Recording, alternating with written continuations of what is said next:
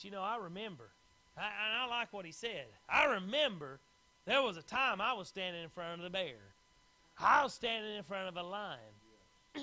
And you know what? I didn't have on this bulky armor. I had on the Lord. The Lord, he said, delivered me. And because the Lord had delivered me, I remember what he done.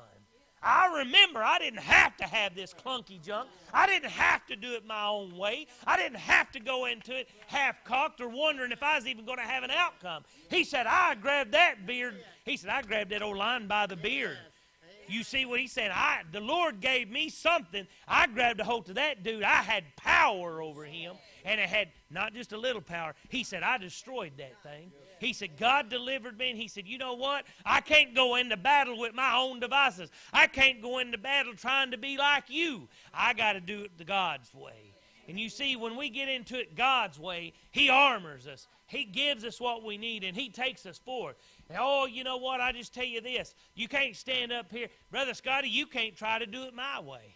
You can't come up here just because I minister a certain way or just because I do it a certain way or just because I pray a certain way don't mean you can do it that way. It's got to be between you and God. It's got to be something that you've tried and proven.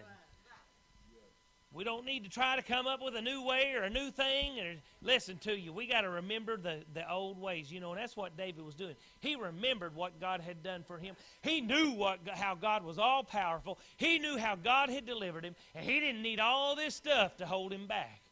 But how many times do we?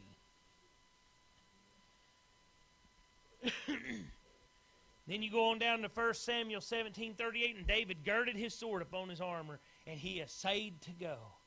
But he had not proved it. And David said unto Saul, I cannot go with these, for I have not proved them. And David put them off.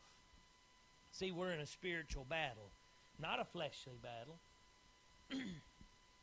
We are only living, and this is what I said this morning, we are only living half a victorious life. Why is that?